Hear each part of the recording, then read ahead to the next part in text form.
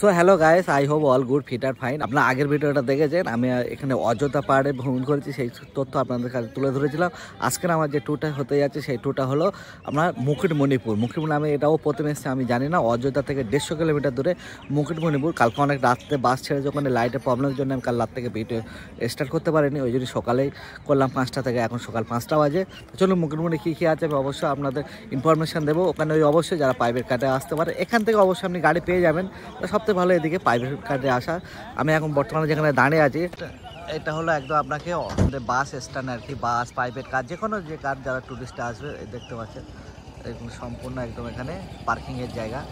তো এখান থেকে আমাকে 1 কিলোমিটার দূরে এখানে মুকুটমণিপুরের যে মেন যে মার্কেট বা আমি শুনছি এখানে সমুদ্র আছে।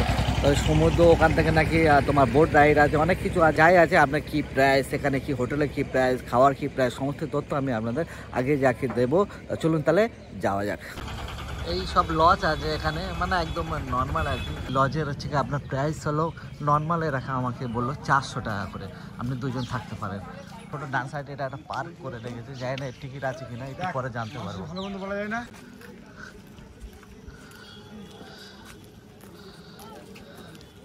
Beautiful place.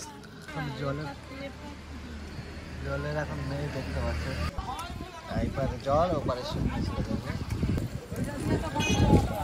কি তুলে দেয় সেটাই, তাই তো?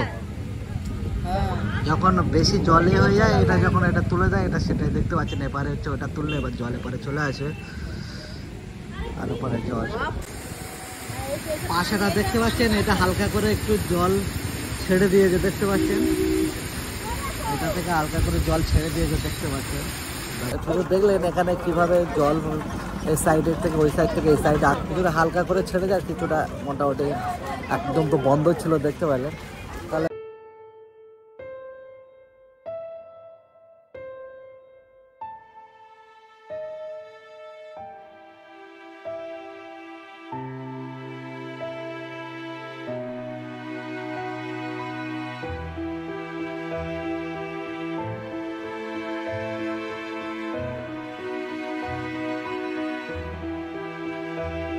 এর মধ্যে এইগুলো দেখতে পাবেন, কোথাও আপনার দেখতে পাবেন দর্শনীয় স্থান, ডিয়ার পার্ক, 2 নদীর মোহনা, সোনার বাংলা পার্ক, কালীর মন্দির, ঐতিহাসিক শিব মন্দির, লৌহ পাহাড়। এই নৌকা বহন করে আপনারা ঘুরে ঘুরে আপনারা দেখতে পারেন। চলো ভিতরে গিয়ে আপনার ইনফরমেশনটা দিয়ে দেবো। তার নৌকা এখানে কত প্রাইস আমি জানি না। এখন আমি আপনাদের বলেছিলাম যে এখানে সমুদ্র টাইপের আছে, তাই সেখানে কোথায় গিয়ে ঘুরতে হবে নৌকাতে নিয়ে। এই যে 7টা জায়গায় আমি আপনাদের দেখালাম, 7টা জায়গায় ঘুরে ঘুরে যেতে হবে। নৌকা করে গিয়ে 7টা জায়গায় আমরা 7টা জায়গা ভিজিট করবো। দেখা যাক নৌকা যে প্রাইসটা পার হেড কত করে নেবে আমি অবশ্যই আপনাদেরকে জানিয়ে দেবো। সবাই যাওয়া যাক। এই রাস্তা দেখতে পাচ্ছেন সামনে, আমি তো দেখতে পাচ্ছি বড় জাহাজ আছে মনে হচ্ছে, একটা বড় সমুদ্র, বুঝলেন, বড় সমুদ্র, এটা মেলার মতো টাইপের।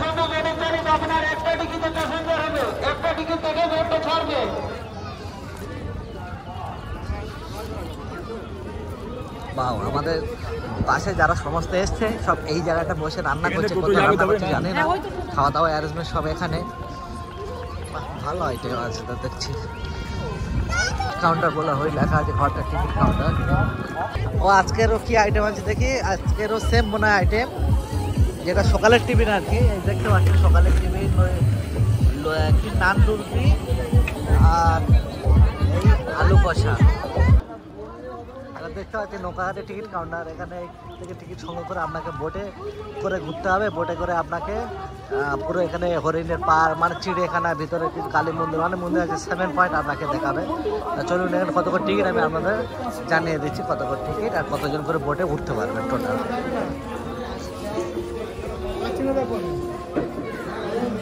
এই হলো টিকিট কাউন্টার। একটা করে বোটে কতজন? 20 থেকে 22 জন। আর টিকিট কত করে? 150 টাকা করে মাথা পিছু।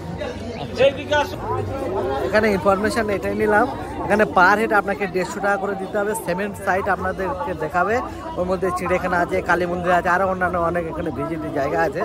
মোহনা নদী আমি আপনাদের একটু আগে দেখেছিলাম, ওখানে লম্বা যে লিস্ট ছিল 7 পয়েন্ট আপনাকে দেখাবে।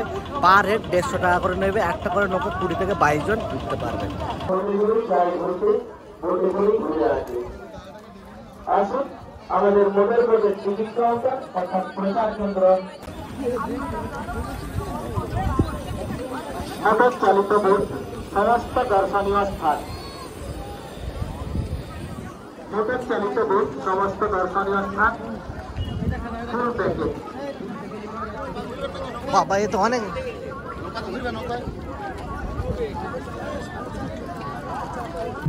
আপনারা প্রথমে সাইড সিন যাচ্ছে, সাইড সিনের নাম হলো হিল টপ।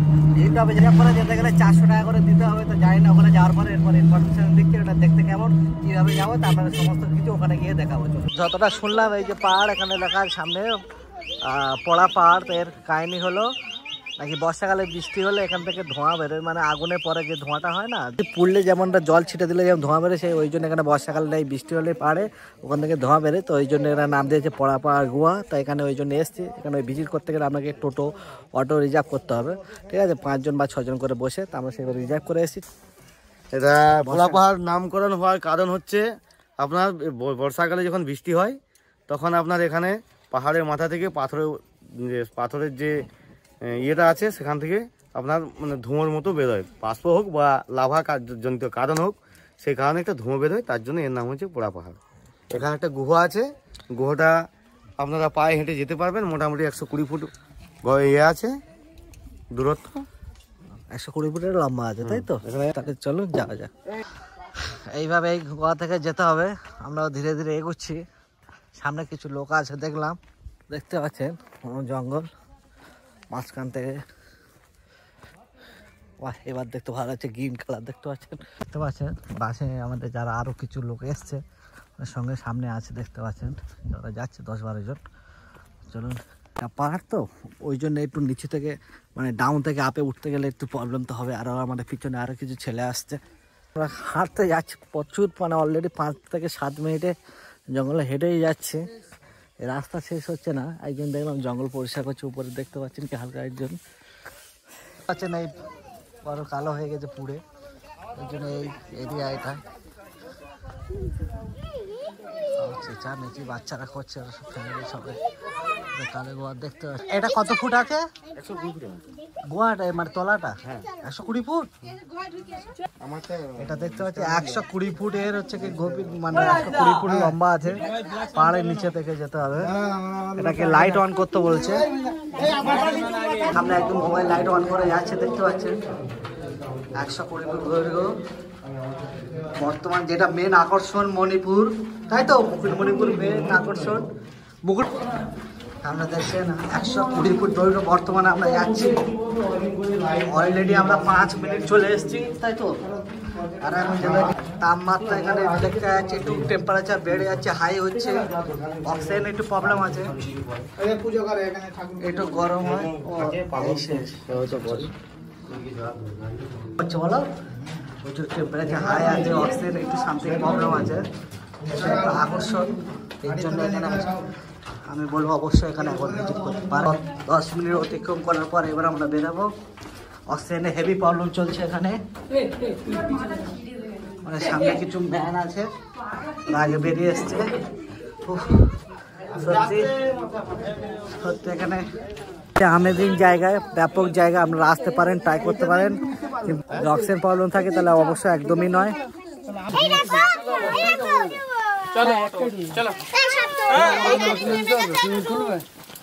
নাম পুরো একদম মুকুটমণিপুরের সমস্ত ইনফরমেশন এখান থেকে দেখতে পাবেন। মিনিমাম আমরা বর্তমানে অনেক অনেক উপরে উঠেছে। পুরো আপনি এখান থেকে পুরো মুকুটমণিপুর ভিজিট করতে পারেন।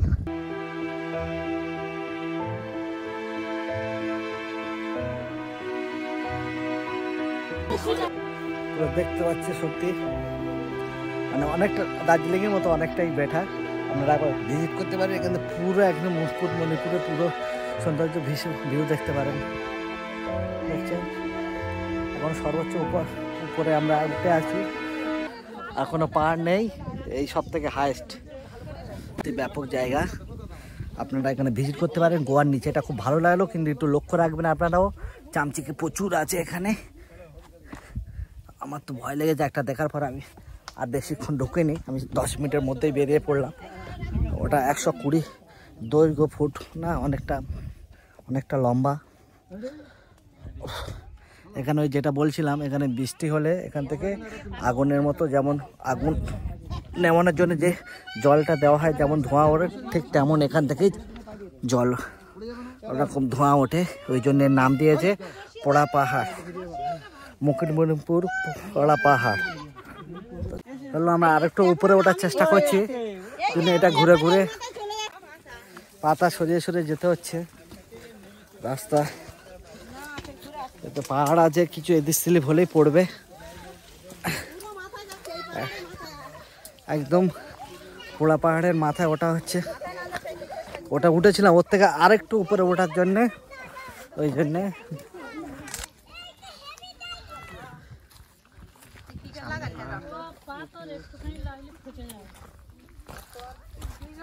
সব থেকে একদম উপরে পাহাড়, এখান থেকে আরো ভালো দেখতে পাবেন।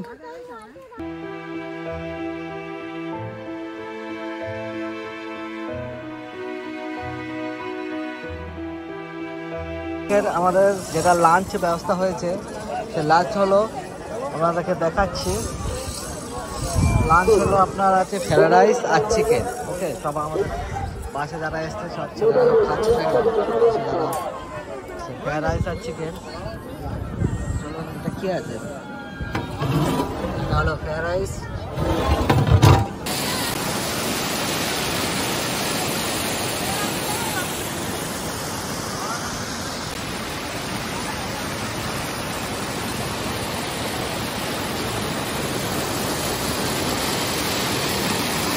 এখানে রাতে একটু বসে বিশ্রাম নিতে পারে, তো অবশ্যই টিকিট কেটে ঢুকতে হবে।